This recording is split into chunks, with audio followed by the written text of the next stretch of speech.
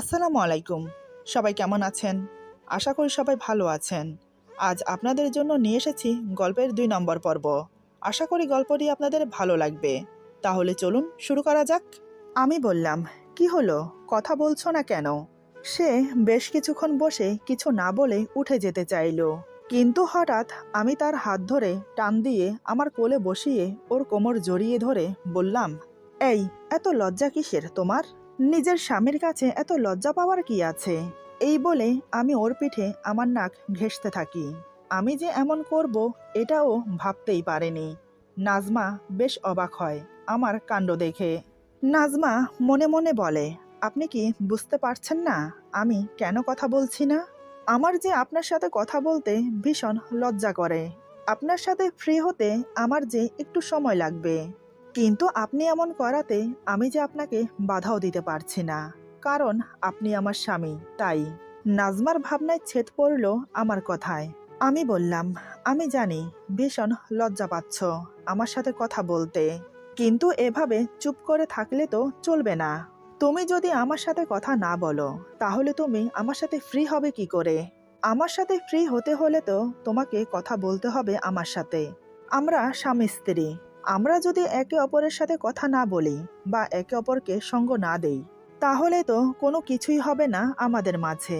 নাজমা তখনও চুপ করে আছে, কোনো কথা বলছে না। আমি বললাম, এভাবে চুপ করে থাকবে? কথা বলবে না? ঠিক আছে, তোমার কথা বলা লাগবে না। এই বলে আমিও চুপ হয়ে গেলাম। আমার কথা শুনে নাজমা মনে মনে ভাবে, উনি কি আবার আমার সাথে রাগ করে বসলো নাকি? তা না হলে এমন করে বলছে কেন? নাজমা এখনো কিন্তু আমার কোলেই বসে আছে। সে খুব আরাম করে আমার কোলে বসে আমার ২ হাত শক্ত করে ধরে আছে। এভাবে প্রায় অনেকটা সময় কেটে যায়। হঠাৎ দরজায় টোকা পড়ল। বুঝতে পারলাম কাজের ছেলেটা এসেছে। আমি উঠে গিয়ে দরজা খুলে বললাম, বল। ছেলেটি বলে, আমার কাজ হয়ে গেছে, আমি এখন যাই। আমি বললাম, ঠিক আছে, কাল সকালে আবার সময় মতো চলে আসিস। ছেলেটা পুরো বাড়ির কাজ করে রান্নাবান্না করে দুপুর ২টোর দিকে বেরিয়ে যায়। আমি ছেলেটাকে বিদায় করে নাজমাকে বললাম, তুমি বসো, আমি তোমার জন্য খাবার নিয়ে আসি।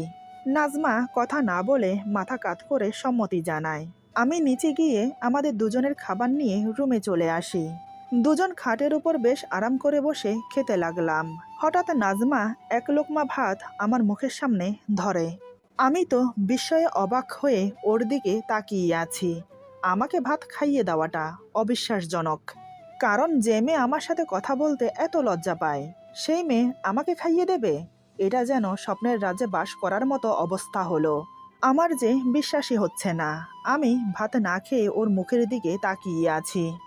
নাজমা এখনো আমার মুখের সামনে খাবারটা ধরে আছে। প্রায় বেশ কিছুটা সময় কেটে গেল। আমাকে অমন করে অবাক হয়ে তাকিয়ে থাকতে দেখে নাজমা বলে, কি হলো? অমন করে কি দেখছেন? খান। আমি এবার মুচকি হেসে খেয়ে নিলাম। এভাবে দুজন খাওয়া দাওয়া শেষ করলাম।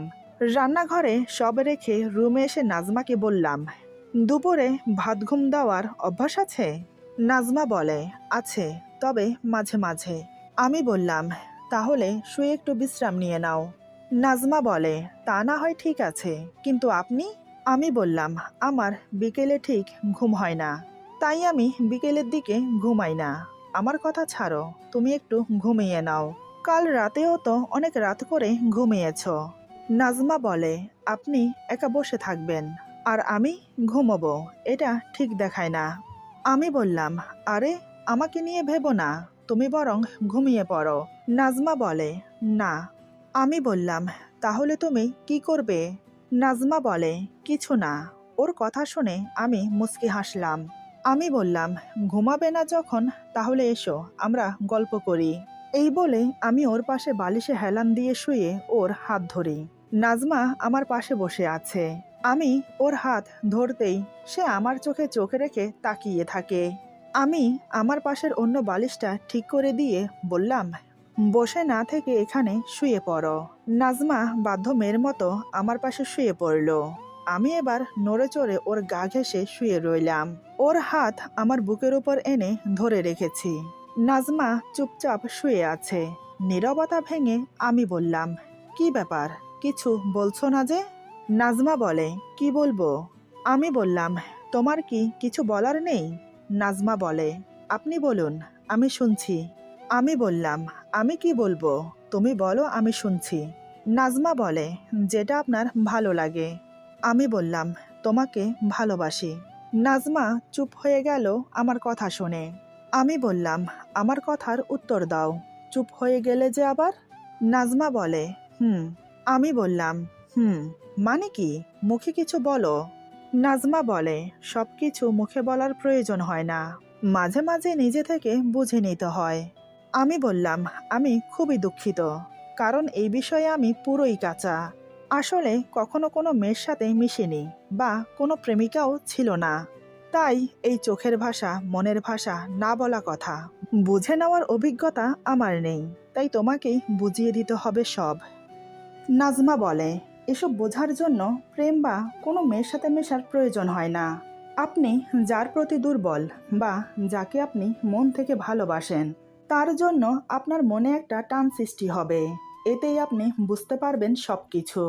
সামনে আপনার পছন্দের মানুষটির মনে কি চলছে, বা সে আপনাকে পছন্দ করে কিনা, এমনকি সে আপনাকে ভালোবাসে কিনা।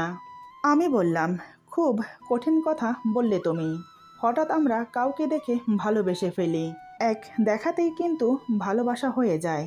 কিন্তু এক দেখাতে একটা মানুষকে চিনে ওঠা যায় না। তাকে বুঝতে, তাকে চিনতে সময় লাগে। এই যেমন দেখো, আমি কাল তোমাকে বিয়ে করে আজ তোমাকে ভালোবাসি বলছি। আসলে সত্যিই আমি তোমাকে ভালোবাসি। ভালোবাসাটা হয়ে যায়, কিন্তু একটা মানুষকে চিনতে সারা জীবন লেগে যায়। এক্সাম্পল তোমাকে বলি, হুমায়ুন আহমেদের একটা বাক্য আছে, যখন একটা ফুলকে তোমার ভালো লাগবে, তখন তুমি সেটা ছিঁড়ে হাতে নিতে চাইবে। আর যখন একটা ফুলকে তুমি ভালোবাসবে, তখন তুমি সেই ফুলটি না ছিঁড়ে সেই ফুল গাছটির যত্ন নেবে। ঠিক তেমনি কিছু কিছু মানুষ আছে, ভালো লাগাকে ভালোবাসা বলে চালিয়ে দেয়। আর যারা সত্যিকারের ভালোবাসে, তারাই আখেরে এসে ঠকে যায়। তোমাকে ভালোবেসে আমি ঠকতে চাই না। সারা জীবন আমার ভালোবাসা দিয়ে তোমাকে যত্নে রাখতে চাই। ঠিক আমার বুকের মাঝখানে আগলে রাখতে চাই, যেখানে শুধু তোমারই আনাগোনা থাকবে, আর কারো না। বুঝেছ নাজমা? তোমার প্রতি আমার ভালোবাসাটা অটোমেটিকলি হয়ে গেছে, কিন্তু তোমাকে বুঝে নিতে আমার একটু সময় লাগবে। তখন দেখবে, তোমার চোখ মুখ দেখে নয়, তোমার অভিমান দেখেও বুঝে নিতে পারবো আমি যে আমার মিষ্টি বউটা আমার প্রতি কেন অভিমান করেছে। নাজমা বলে, যে যত বেশি ভালোবাসে সে তত বেশি কষ্ট দেয়। আমি বললাম, তোমার কথাটাকে মিথ্যে বলে উড়িয়ে দিতে পারছি না। যারা এমনটা করে তারা আসলে কখনোই কাউকে ভালোবাসে না, শুধু নিজের স্বার্থের জন্য ব্যবহার করে, নয়তোবা নিজের চাহিদা মেটানোর জন্য। তবে আমার ভালোবাসা তোমার প্রতি কখনোই কম হবে না, বরঞ্চ দিন দিন আরও বেড়ে যাবে। আমি যেমন তোমাকে পাগলের মতো ভালোবাসবো, ঠিক তেমনি তুমি আমাকে তার চেয়েও বেশি পাগলের মতো ভালোবাসবে। এটা আমার মুখের কথা না, আমার বিশ্বাস। আর আমি আশা করব তুমি আমার বিশ্বাসের মর্যাদা রাখবে। নাজমা আমার মুখের দিকে অপলক্ষীনভাবে তাকিয়ে মনোযোগ দিয়ে আমার কথাগুলো শুনছে। আমি নাজমার দিকে তাকিয়ে বললাম, এই এমন করে কি দেখছো? আমার কথা শুনে নাজমা দৃষ্টি সরিয়ে নিয়ে বলে, কিছু না, আপনি অনেক সুন্দর করে গুছিয়ে কথা বলতে পারেন। আমি বললাম, কই, আমার কাছে তো মনে হয় না যে আমি ভালো একটা গুছিয়ে কথা বলতে পারি। নাজমা বলে, মানুষ কখনোই নিজের ভালো দিকটা নিজে দেখতে পায় না। আমি বললাম, তাই বুঝি, কিন্তু আমার কাছে কেন জানি মনে হচ্ছে তুমি খুব সুন্দর করে কথা বলতে পারো। নাজমা বলে, মোটেও না। আমি বললাম, কিন্তু আমার কাছে তো মনে হচ্ছে। নাজমা বলে, আপনার কাছে মনে হতেই পারে, কারণ। এই বলে নাজমা চুপ হয়ে গেল। আমি বললাম, কারণ কি? নাজমা বলে, কারণ আপনি আমাকে ভালোবাসেন, তাই এমনটা মনে হচ্ছে। আমি বললাম, একদম না, সত্যিই তুমি অনেক সুন্দর করে কথা বলো। এভাবেই টুকিটাকি কথা বলে সারা দিনটা পার হলো আমাদের। নাজমা অনেকটা ফ্রি হয়েছে আমার সাথে। যেহেতু কালকে বউ ভাত, তাই রাতের খাবার খেয়ে দুজন শুয়ে পড়লাম। তবে একটা কথা বলে রাখি, আমার শ্বশুরবাড়ি কিন্তু কাছে না, অনেক দূরে। আসলে আমাদের বিয়েটা ওর বাড়ি থেকে নয়, ওর নানার বাড়ি থেকে হয়েছে। ওর নানার বাড়ি এই তো কাছেই। যেহেতু শ্বশুরবাড়ি অনেক দূরে, তাই আসতে যেতে অনেকটা সময়ের ব্যাপার। এজন্যই নানার বাড়ি থেকে বিয়ের আয়োজন করা হয়েছে। বৌভাতের অনুষ্ঠানও ওর নানার বাড়িতেই হবে। যাই হোক, রাত এখন ৯টা বাজে। খাওয়া দাওয়া শেষ করে বিছানায় দুজন পাশাপাশি শুয়ে আছি। কালকের মতো আজকে আর কোনো জড়তা কাজ করছে না মনে। বেশ একটা ফুরফুরে মেজাজে আছি আজ।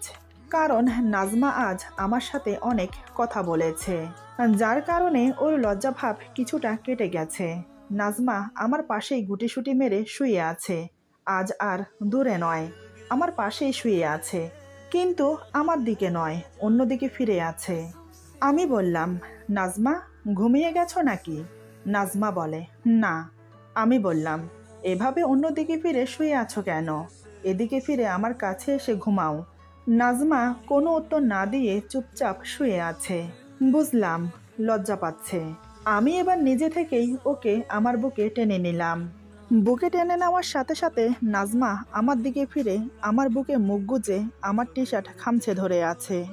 আমি ওর উন্মুক্ত পিঠে হাত দিয়ে ওকে আমার আরো কাছে টেনে নিয়ে এলাম।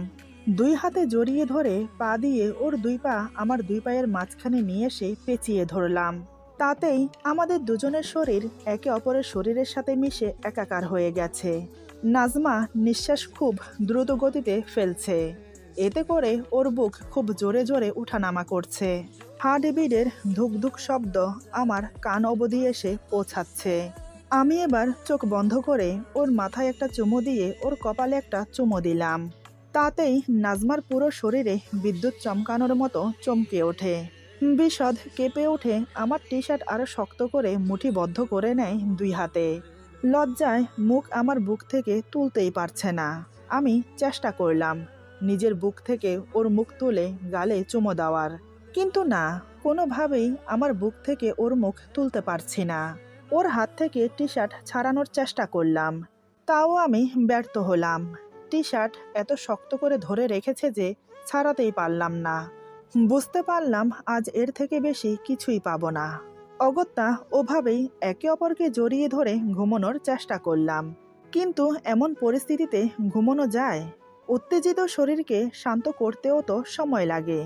বেশ কিছুক্ষণ সময় লাগলো নিজেকে শান্ত করতে। এরপর ওকে এভাবে বুকে রেখেই একসময় ঘুমিয়ে পড়লাম। সকালে ঘুম থেকে উঠে দেখি নাজমা সেই একইভাবে আমার বুকে ঘুমাচ্ছে। ওর ঘুমন্ত মুখটা একদম আমার মুখের সামনে। কি মায়াময় লাগছে ওকে ঘুমন্ত মুখে। বেশ কিছুক্ষণ তাকিয়ে থেকে ওর কপালে চুমু দিলাম। দুহাতে জড়িয়ে ধরে রাখলাম বুকের সাথে। আরও বেশ কিছুক্ষণ পর নাজমা নড়ে চড়ে উঠে আমাকে আরো শক্ত করে জড়িয়ে ধরে। আমি ওর দিকে তাকিয়ে মুচকি হাসলাম। মনে মনে বললাম, পাগলি একটা। এমনিতে কথাই বলতে চায় না, আবার কাছেও আসতে চায় না লজ্জায়। আর ঘুমের মধ্যে দেখো কি সুন্দর আমার বুকে মাথা রেখে জড়িয়ে ধরে শুয়ে আছে। কথাগুলো ভেবে ওর ঘুমন্ত দুই চোখে চুমু দিয়ে ওর মাথায় হাত বুলিয়ে ডাকলাম, এই নাজমা, সকাল হয়ে গেছে, ওঠো। কিন্তু না, তার ঘুম ভাঙল না। আমি আবার ডাকলাম, নাজমা, ওঠো। তাড়াতাড়ি ঘুম থেকে উঠে ফ্রেশ হয়ে রেডি হতে হবে তো। বেলা থাকতে থাকতে আমাদেরকে যেতে হবে। নাজমা, এবার মনে হয় কাজ হলো। নাজমা নড়ে চড়ে ওঠে মিটমিট করে চোখ খুলে আমার দিকে তাকায়।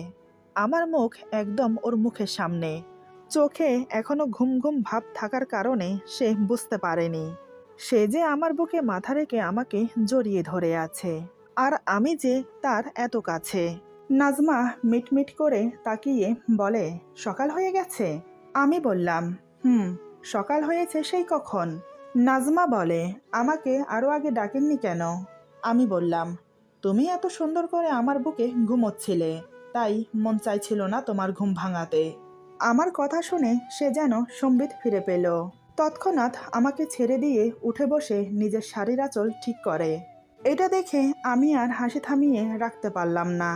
হো হো করে হেসে উঠে বসলাম। আমি বললাম, তুমি এত লজ্জা পাও? আরে, সারা রাত তো তুমি আমার বুকেই ঘুমিয়েছ, তাহলে এখন এত লজ্জা কিসের? আর নিজের স্বামীর কাছে এত লজ্জা পেতে নেই। নাজমা বলে, না মানে? আমি বললাম, আর মানে করতে হবে না। যাও ফ্রেশ হয়ে এসো, তারপর রেডি হয়ে নাও।